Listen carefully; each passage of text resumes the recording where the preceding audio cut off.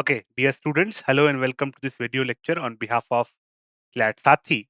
I am Dr. Animesh and today we are continuing our discussion on matrimonial laws.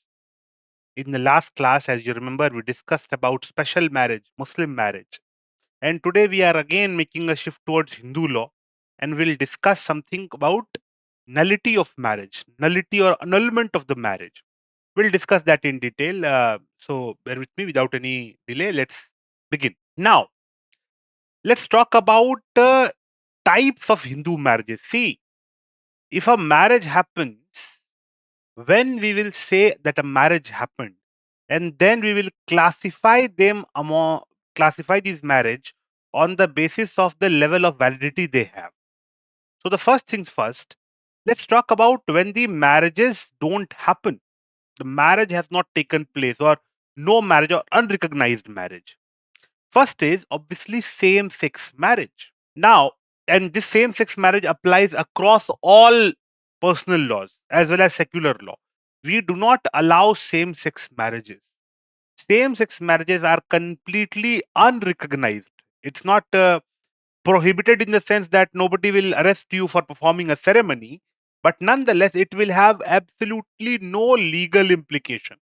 Two people from same sex, they can have ceremony and celebration. The law is not bothered about that. But nonetheless, the marriage has some obligations, some rights and duties attached to it. And whether those rights and duties flows from same-sex marriage, the answer is no.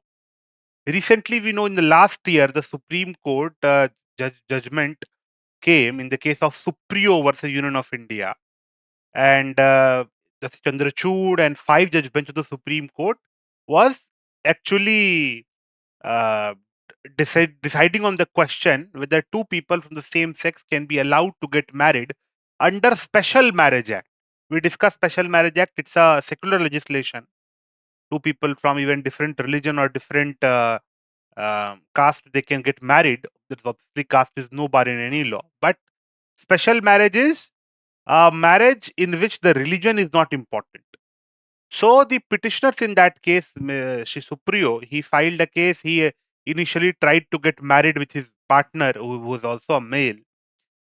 He tried to get married by entering into by application to marriage registrar so that their marriage will be registered. Now registrar rejected it, said no, we can only register marriages between a biological male and a biological female. Since both of you are male, we cannot register your marriage.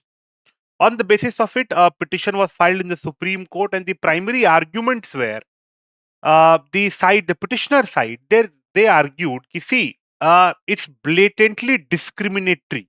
Why?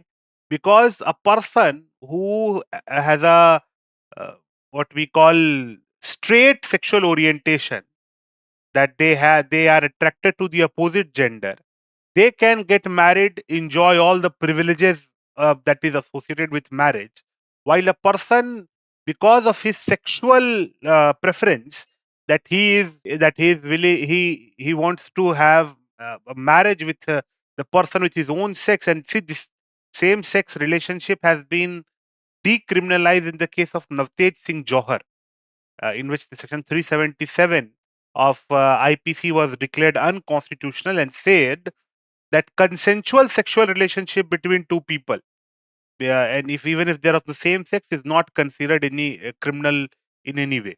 Okay, so that is how it works generally.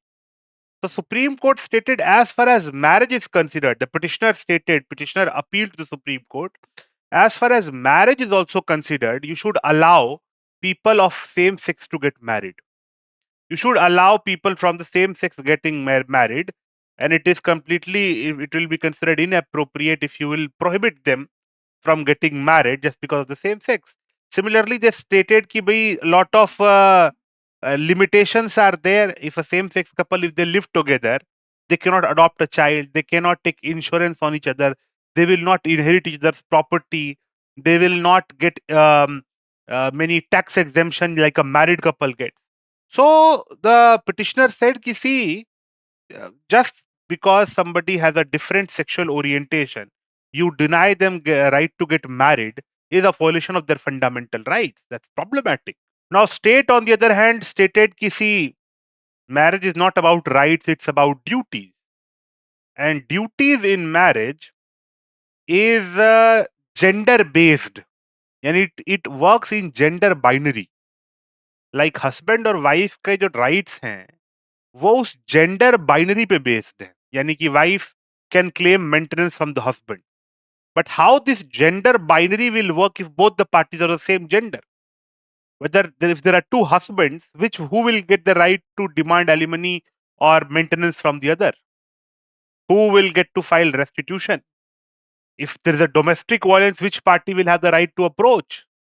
So that whole thing becomes extremely problematic.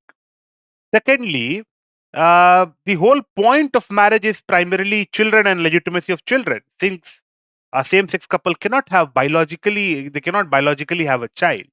So it becomes further redundant. So the Supreme Court may, the state, the government, it clarified कि see sir, we are not at that juncture in which society will recognize and accept same-sex couple as married couples, because obviously it is not possible religiously. Even for Special Marriage Act, it will create a whole set of problems, because matrimonial law as we have it now is based on gender binary. Gender binary, when I say, it means that male and female, on the basis of their status as husband and wife, the whole law is separated. Even eligibility, bride 18, groom 21. If both are groom, then how will it go?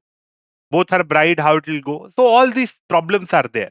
Supreme Court stated in this case, see, right to get married uh, to the person of your choice is not a fundamental right. You cannot simply say that, okay, I want to marry this person who is of the same gender as me, and the law will recognize that. No, there's no fundamental right. Secondly, court stated that as of now, the marriage is not a bouquet of rights; it's a bouquet of obligations as well, and it is not in the domain of the court to create a new setup by which two people of same gender can get married. Supreme court परिवर्तन लाना है तो parliament, it's the domain of parliament. We cannot legislate. We are the Supreme Court.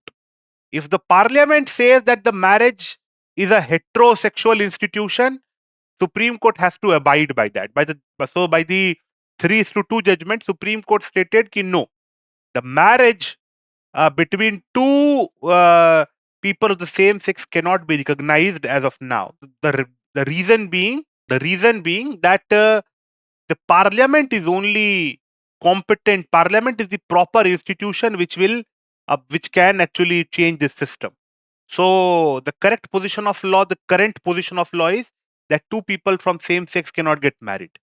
In Suprio case, Supreme Court clarified this law in 2023. It came that judgment not so long ago, and that continues to be the correct position of law.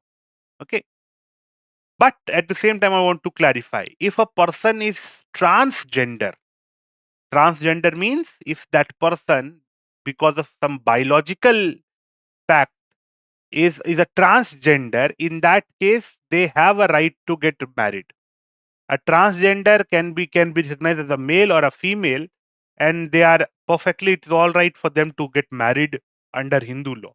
So this is a question in Tamil Nadu, when a person wanted to marry a transgender, and the marriage registrar rejected their application, but the letter Supreme Court stated, Madras High Court stated, no, a person who is a transgender has a right to choose their identity. If a person is a transgender, if I'm a transgender, I can portray myself, I can choose to be represented as a male or a female. That's up to me. Supreme Court in NALSA, National Legal Service Authority versus Union of India judgment, give this clarity, give this right to the people who are transgender, that see, you can choose to be male, you can choose to be a female, and you have a right to get acknowledged as a third gender as well. That's why in all the forms, government forms, you will have a option of male, female, and others. So that is there. Gender can be, you can choose your gender. So if they can be considered as a male or a female, in that case, they have also the right to get married, and there is nothing wrong in it. That is how it works. Okay. So I hope that that much is clear. So same-sex marriage, our understanding is that fine, this is a very important issue, but our society, as the Supreme Court stated, is not at that stage when we'll be able to recognize that we can recognize the same-sex marriages. But we do not know what the future holds. In future, if the parliament desires so, they can create a whole system by which two people from the same sex they can get married. Okay. Similarly, in the last class we discussed, if there is lack of ceremony or there is the people are of different religion, that is an impediment under Hindu law. Two people cannot get married. Both the parties must be Hindus and ceremony must be performed. That is exclusive to Hindu law. If these conditions are breached, the marriage is not recognized altogether. The marriage will have absolutely no consequence. But if the ceremony of marriage happened and both the parties are Hindus and are of different gender, so the between biological male and a female, if ceremony is performed and both are Hindus, then a Hindu marriage has been solemnized. Now, there are 5 conditions, obviously, that we discussed of valid marriage: that there should be no bigamy, there should not be incest, there should not be sapinda, then they should not have, they should be capacity to give consent, and then age. All these requirements are there. Some additional requirements are also there. Then, on the basis of those criterias, we classify that marriage into valid, void, and voidable. A valid marriage is simply we know it has all the consequences and the rights and duties of the parties. A marriage which is void is considered a void ab initio marriage. Now, that void ab initio marriage can happen if the 3 conditions, one of the 3 conditions is breached, that is of bigamy, prohibited relationship, and sapinda. If the marriage happens in contravention of these 3 conditions, then the marriage is void. If it is void, there is absolutely no consequence of that marriage. Meaning thereby, the parties cannot claim status of husband and wife. The wife cannot claim any right over husband's property. She cannot claim maintenance. Similarly, husband cannot claim wife's property if she dies. So there is absolutely no obligation. If I have done a void marriage, and if the later I do a valid marriage, that valid marriage will be considered valid, because void marriage will be considered non-existent. So the void marriage is considered in those 3 cases. Then we have voidable marriage. Now, if a voidable marriage happens, then the party whose rights have been violated, they can approach the court of law to get what we call the decree of nullity. Now, this is very important. Annulment or nullity can be granted when the marriage is voidable. Just like a contract which is void has no consequence, voidable contract mein you will have to go to the court and ask a decree of nullity कि sir हमको marriage को void कराना है, इसको खत्म कर दो इस marriage को. Suppose if the one of the parties they choose not to go to the court, उन्होंने कहा नहीं हमको नहीं जाना court, हम खुश हैं कोई बात नहीं. In that case, what will happen? That's something to think. In that case, the marriage will remain valid for all intent and purposes. So, voidable marriage, obviously, as the name suggests, it's capable of being made void. But if it is not declared void, अगर जो party जो जिसके साथ बुरा हुआ है वो court नहीं जाती and they choose to proceed their life, they don't go to the court, then the marriage will continue. And the marriage will continue and it will remain in the same way, and it will continue as a valid marriage. It will have all the consequences of a valid marriage. Okay? So voidable marriages के लिए there are conditions to voidable marriage. What constitutes a voidable marriage we'll discuss in the next category, but it gives an option to the party to the marriage. One of जिसके भी rights के साथ कुछ खिलवाड़ हुआ है, the one who is at fault, the one who was not at fault can go to the court and ask, sir, the marriage is voidable. Declare this marriage as void and I will go home. If the court declares that marriage as void, then the marriage becomes void. If the court does not declare the void or the party never reaches the court, the marriage will remain valid. अच्छा बच्चों, अगर एक voidable marriage थी, वो void declare हो गई, अब क्या होगा? अब how? So one is void marriage, void ab initio. Second is which was a voidable marriage but was declared void. In both the cases, it is different from unrecognized marriage because the children born out of void and voidable marriages are considered legitimate to the limited extent that they can inherit the property of their parents. So their legitimacy is limited legitimacy. But nonetheless, they will not be equated with the children that are born out of unrecognized marriages. If no ceremony happened, nothing, the children are born, those will be considered as completely illegitimate. But if ceremony happened, in that case, the children that are born will be considered, and the marriage is voidable, the children will be considered as deemed legitimate or limited legitimacy will be conferred on them. We discussed that in detail in the last class. I hope you all remember. So, voidable marriages may be bachon. If the parties don't go to the court, the children will remain fully legitimate and they can inherit the property of both mother and father and everything, and other relatives as well. So voidable marriage बच्चों valid रहती है, valid रहती है जब court उसको अनल ना कर दे. अगर कोर्ट ने अनल कर दिया तो फिर बात खत्म हो गई, पर अगर कोर्ट ने अनल नहीं किया तो फिर वो मैरिज वैलिड मैरिज रह गई. तो voidable marriage is a valid marriage capable of being declared void. So if the court declares it void, then baat khatam. So the parties will have to go to the court. In void marriage, even if you don't go to the court, the marriage is still void. Void marriage void ही रहती है, भले ही court में न जाए कोई party. They can go to the court to get a declaration, but if it's a void marriage, it will have no consequence whatsoever. But it's voidable marriage, it will remain valid till it is declared void by the court of law. This has to be kept in mind. Okay. Now, what are the grounds for nullity? This is very important. First is impotency. Under Hindu law, impotency is considered a very important ground for marriage. Now, what is impotency? Impotency is if a person is incapable of having normal sexual relationship. They are incapable of consummating the marriage. In that case, it is considered impotency. So the party who is not impotent, the other party, they can go to the court with a prayer, ki, sir, my spouse is impotent, incapable of having sexual relationship. Though thus I want nullity or annul my marriage. So the court will annul that marriage and the marriage will be declared void. So impotency is a very important ground. Why so? Because see, sexual relationship or sexual comity is considered one of the very important factors in marriage. It is considered to be the most important factor in marriage.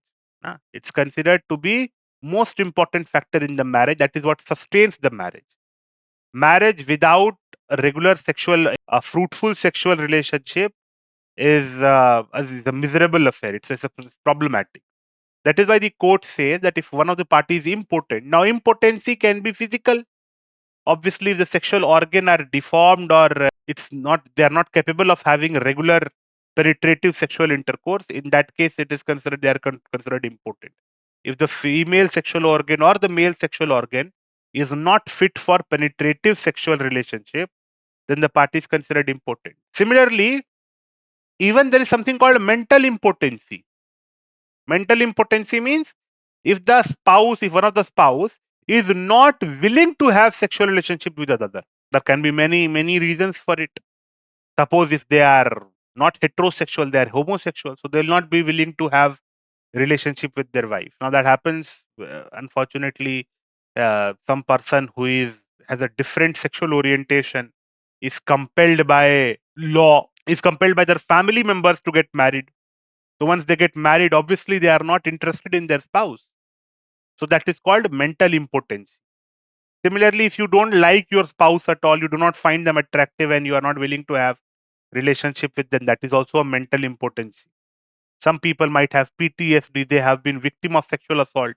The victim of sexual assault, they don't want to have sexual relationship. Similarly, they might love someone else. That's why they are reluctant, not willing to have a relationship with their spouse. In all these cases, the party will be considered mentally impotent and thus that degree of nullity can be granted still. Impotency means just capable of having sexual relationship. The amount of pleasure or satisfaction that is derived of it is immaterial.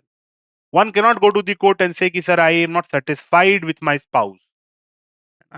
So the court will say, no, that is very subjective, so we do not go into that. Whether they can have say, normal penetrative sexual relationship, if the answer is yes, the marriage is consummated. In that case, we will consider is that the parties are not important. Okay. Then the next is incapacity. What is incapacity? Incapacity is not capable of giving consent because of mental insanity or some mental ailment because of which the party is unfit for marriage. If that is the case, then either party can go to the court and say, sir, I want nullity because when the marriage happened, I suppose if I am the person who is suffering from mental ailment and I got married, my parents or my family members got me married, I can go to the court and say, see, sir, I was not in my senses when the marriage happened. So grant me nullity. If suppose I was not in the capacity, I'd never had the capacity at the time of marriage. Suppose I was drugged and I was married. In that case, I can say to the court, sir, I was incapacitated. I was not capable of giving consent because I was temporarily not in my senses. Similarly, suppose if a person is completely insane, later gains sanity, comes to know that, oh, I have been married when I was insane. So he or she also can go to the court and say, I want decree of nullity to be granted because when the marriage happened, I was not in a position to give consent. Similarly, the other spouse can also go to the court saying, sir, the person with whom I got married is was not capable of giving a valid consent. I was unaware that he is drugged, intoxicated, so he didn't get willingly got married to me.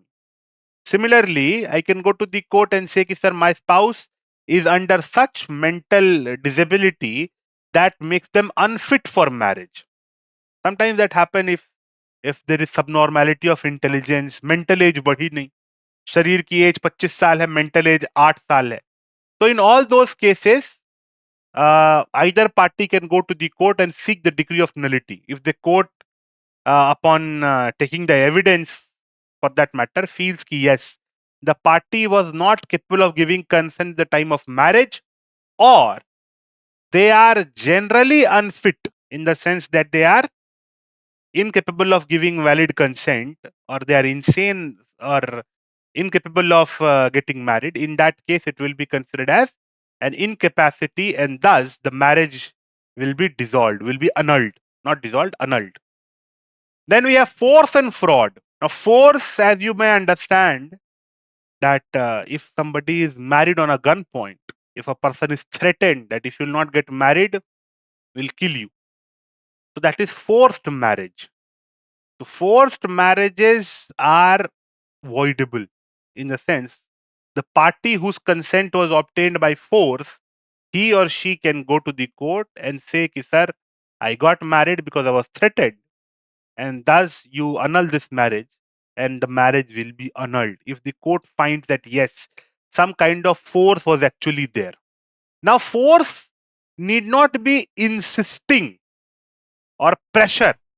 The people get married under pressure all the time, but pressure is not force. Force has to be a threat of actual harm, physical harm. And the bachcho, I will tell you, see, I am native to the state of Bihar, and in some part of Bihar, this was a practice up until recently to abduct the groom. If somebody, see, the problem of dowries had this solution. The forced पकड़ुआ विवाह or the forced marriage or पकड़ विवाह जिसको कहते थे, उसमें that it happens, it has to be in some part of UP and Bihar and Jharkhand and all. This was a prevalent practice in which suppose there is a person, there is a groom, and he's abducted for the purpose of marriage. Now he's abducted, taken to the village. Now everybody is ready for marriage. He said either you perform this marriage or you'll be shot. So what do you expect that person to do? He say fine, no problem. So if he is forced like in such way, in that case the marriage is marriage can be annulled. By the if he can go to the court, the marriage will be declared void, will be declared void by the court if he can prove that the marriage was by force. So if it is on gunpoint, obviously it's void. But if the family or family pressurizes you, if your mother comes to you and say, "Oh, please get married, you're getting over age," and your grandmother says, "Oh, I want to see you getting married before I die," that is all pressure, and pressure is not force. If somebody say, "Ki, okay, the samaj mein na, so kindly get married," so all of this is pressure. Pressure is not force. Force is actually threatening that either you get married or you'll be killed. Someone else will be killed. Or somebody says, I'll commit suicide if you not get married. That is also force. So force is when the threat is of actual harm, not merely pressure, emotional blackmail, or threat that you will be disowned. I'll kick out of your family if you don't get married as per my wishes. Still, it is not force. If your father tells you you get married or you'll be kicked from the family, and you get married, that is not forced marriage, because you had no right to be uh, to your father's wealth. If your father tells you, "Ki, I will disown you, will not you give you money," you have no right to your father's money. So if he threatens you with that, that is not force. So force is something that actually physical harm is when it is there. It is called force. So those types of marriages used to happen very frequently, and I know people whose marriage has happened by force, and those marriages are functioning well. It was actually see, when the dowry system, when somebody gets a government job, they'll ask for 20 lakh dowry, 30 lakh dowry. So sometimes those eligible people will get abducted, and they are forced to marry. So in that case, that marriage is voidable. Then we have fraud. Now, if one of the parties was defrauded as to any material fact, this is very important. Fraud as to what? Fraud means obviously if somebody hides or misrepresent some very important factors about the defendant, the other spouse. In that case, it's a ground for nullity. Means, suppose somebody tells another, ki, "Oh, see, somebody uh, commits a fraud as to identity, shows that this person is going to be the bride or groom, and gets married and makes a person married with someone else." Or somebody says, "I am Mr. A, who is resident of a place X." Now it is actually revealed that he is Mr. B and he is a resident of some other place. That happens. Sometimes people commit fraud as to identity. They hide their identity. Sometimes they hide their religion in order to trap some girl and then forcefully convert her and torture her and exploit her. So that happens. That happens very frequently. So those things, if somebody commits fraud as to identity, it's considered as fraud, and the other party has a right to get nullity on that behalf. They can go and file a case. He said, "I want nullity because this person committed a fraud as to identity." Then also on very material things, like what can be material? Age is material. Okay, 1 or 2 years is not material. But suppose I am 30, I say I am 21. Now that is fraud. Obviously, that is fraud. Similarly, financial status, and especially for the groom. If I say to someone that, "Oh, I have a government job and actually I am a rickshaw puller," in that case, it will be considered fraud. If I say I have 50 acres of land, I have 2 houses, and later is revealed that I live in a 1 BHK rented accommodation, that is fraud. That is a material fact. Material fact is something that will affect the person's capacity to fulfill matrimonial obligations. Means, suppose if I say I am a very educated person but I am actually illiterate, that constitutes fraud. समझ रहे हैं? So age, but there are some other things like your previous relationship. They are not considered fraud. If suppose I had a girlfriend and I had an affair with a woman and then I got married and I hid this fact. If a particular woman had certain relationship with someone else and she hid that fact, that is not considered fraud. Why? Because it's not material. Why it is not material? Because it does not affect the person's capacity to perform matrimonial obligation. Suppose a woman had a relationship in the past how it will affect her capacity to be a faithful wife in the future? No. So your past relationships are considered irrelevant, but marriage is considered relevant. If you are married in the past and you hit that fact, then now that's considered a very relevant information, because marriage changes your status. You are not a bachelor, you are a divorcee or a widower. That becomes a very relevant factor. So fraud should be about material facts. Similarly, caste, I do not believe is a material fact in current year. Virginity of a person, absolutely not a material fact. It might be very important for some people, but whether it is a material fact, that court will decide from a reasonable man's perspective. For some people, the kundali of other party might be a very material fact. But suppose I lied or did some trick in the kundli for the kundlis to get matched, and later it is revealed on this ground that the marriage can be annulled. Answer is no.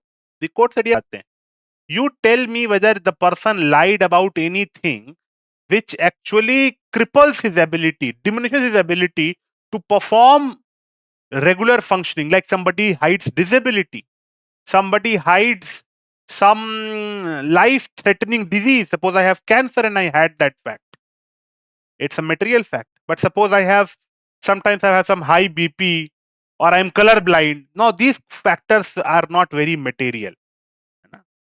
So fraud में किस चीज का fraud हो रहा है, ये बड़ा important है, because see, people lie a little in marriages. Even a person, even if they are quoting, if you are dating, if trying to date, you try to present your best attributes and you try to hide whatever is wrong with you. Okay, that happens in marriage as well. थोड़ा आटे सभी बोलते हैं. So when it will be considered fraud, when the thing that when the lie or the misrepresentation is about a very material thing. And what is material thing? Something that changes your status, your identity, or limits or diminishes your capacity to perform matrimonial obligations. The quality of marriage, बाकी simple चीजें कि मेरी दांत नकली है या मेरे बाल झड़े हुए हैं, कुछ भी ये सब फालतू के factors. Fraud has to be about a material fact. Then we have something called premarital pregnancy.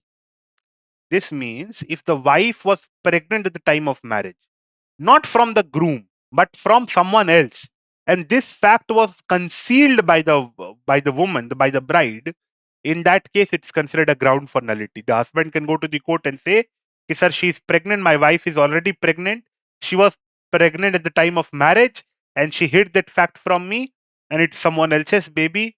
I do not want to be the father of this baby.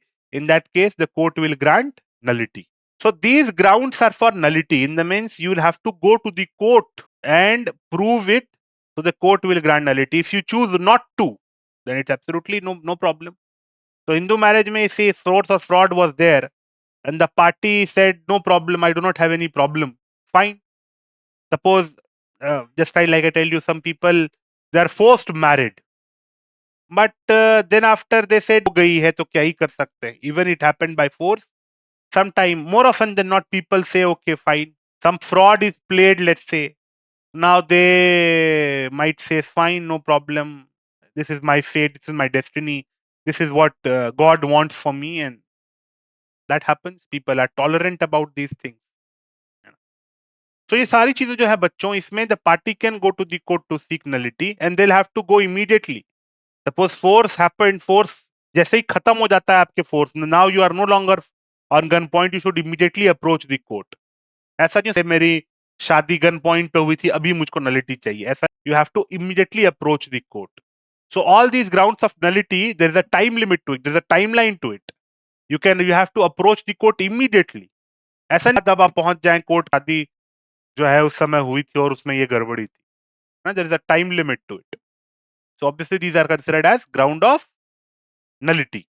There is one more ground, but which is not in Hindu Marriage Act, but there is a secular legislation to it, that is child marriage. Now if you understand, the child marriage is currently governed by a legislation called Prohibition of Child Marriages Act, PCMA Act कहते हैं हम लोग, PCMA, Prohibition of Child Marriage Act. है ना, PCMA. It is enacted in 2006.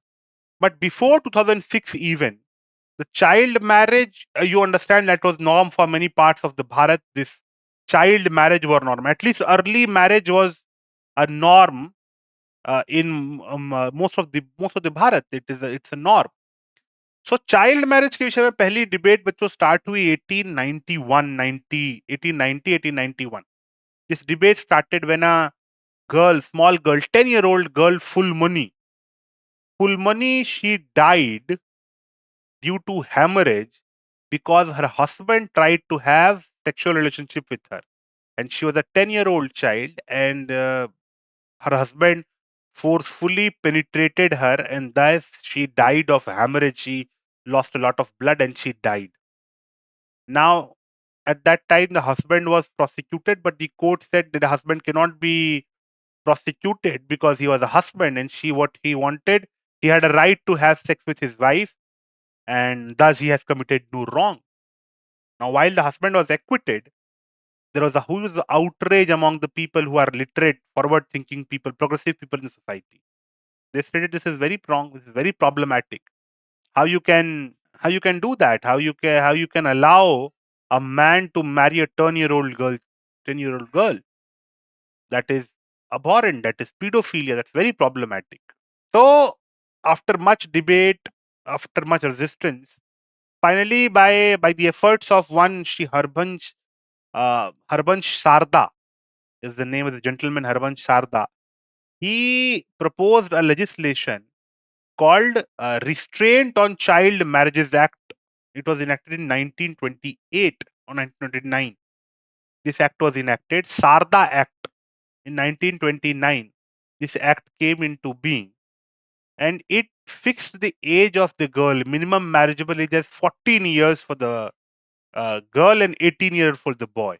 14 and 18, it was stated that a girl below 14-year-old should not get married. Now, this was again resisted. There's a huge debate. About this issue. कि भाई कैसे आप minimum age fix कर देंगे child की? It is the best. The parents are the best person to decide. But see, parents are not the best person to decide, because parents, they have some ulterior motives.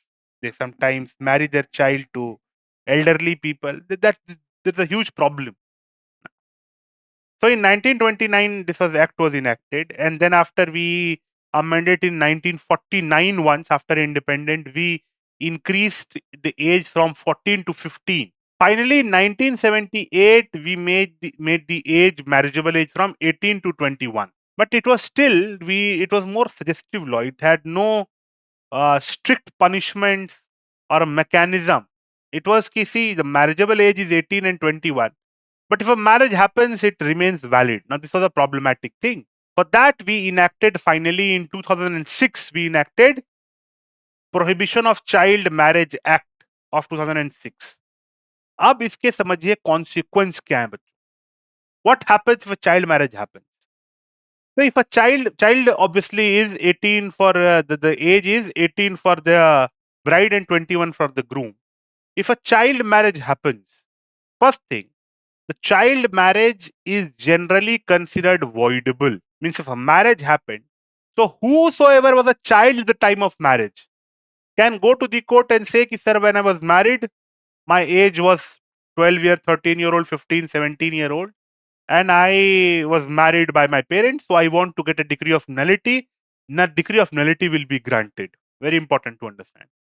The decree of nullity will be granted to the party who was child, yani ki below 18 years of age or 21 years of the age.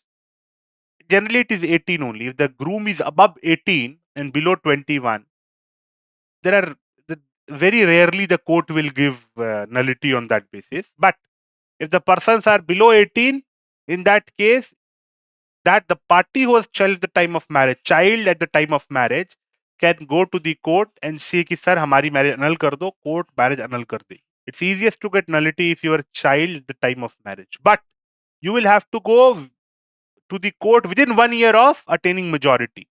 जैसे ही आप court sir I was married when I was a child, so I want my marriage to be over.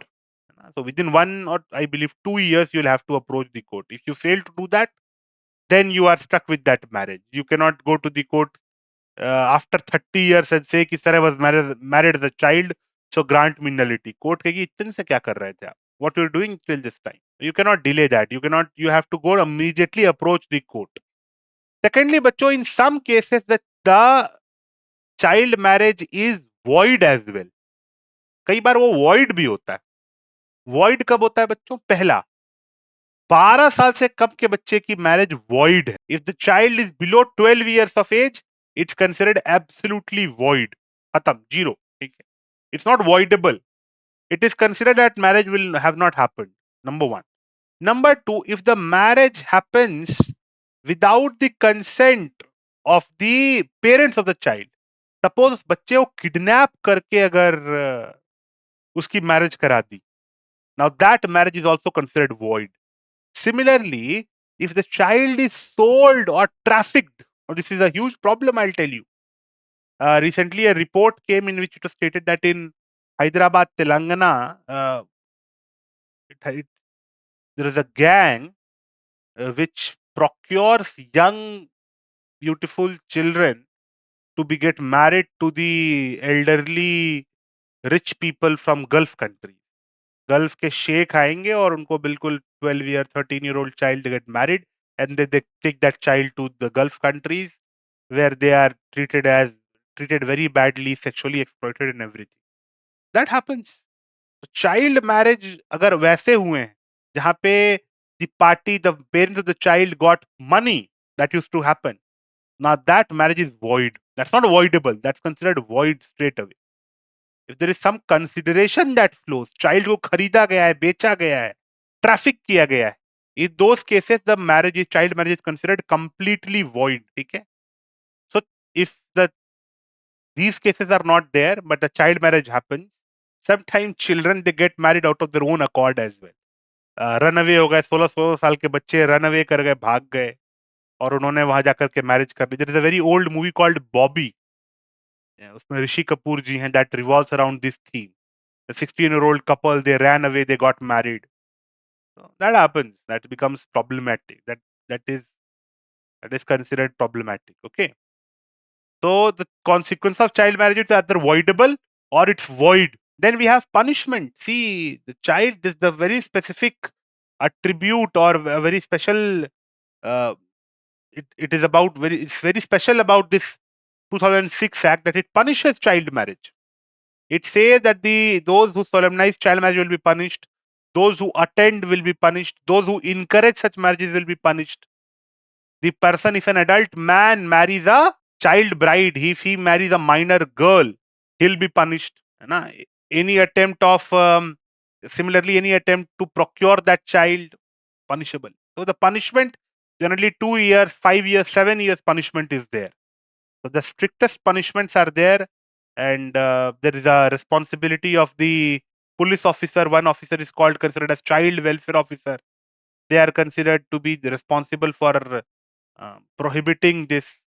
There is a national helpline number as well. If you ring on that number, they respond to prevent the child marriages from happening. But unfortunately, in some part of Bharat, this practice still continuing, which I believe we are moving in the right direction. The ratio of child marriages has reduced drastically, but still, some people might say, often I get this question from my students, that why do we not prohibit child marriage altogether? Why we do not declare all child marriages as void? Why we say that it is voidable? Now that is to protect the interest of that child. Suppose a child marriage happens, and suppose that bride she's 17-year-old, she gets married, she has relationship with that man, suppose she gives birth to a child or so. Later, if we simply declare that marriage as void, her interest will be adversely affected. So we have to see that it should be left up to that child, the girl child.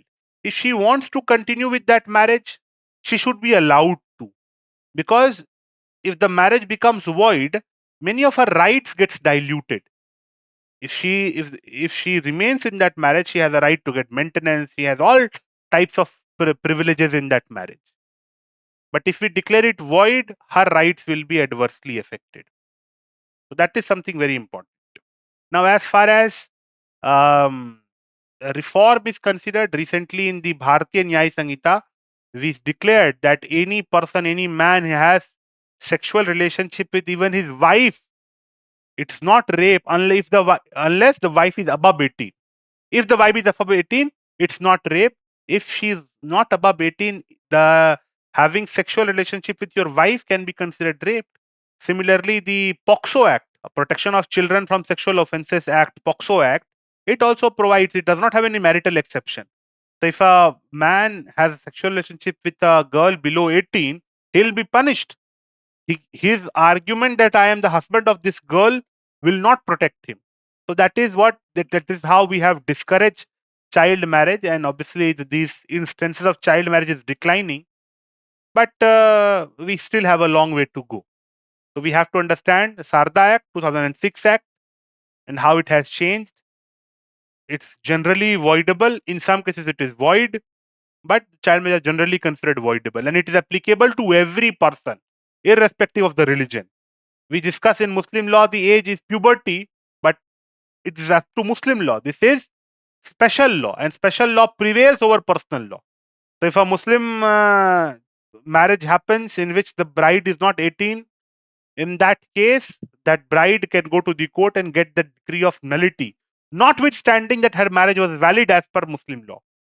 Muslim law में valid हो तो भी उससे कोई फर्क नहीं पड़ता. Child marriage act सबके ऊपर, prohibition of child marriage act prevails over Hindu law, it prevails over Muslim law, it prevails over Christian law, it prevails over every other law that is there. So this law is very important in that sense. ठीक है बच्चों, with me till now? Well and good. Okay. Now we'll start again very interesting, the main course of this topic, divorce. So divorce we'll learn in the next class. I hope so you got some idea about what we are trying to discuss. Thank you so much and keep learning.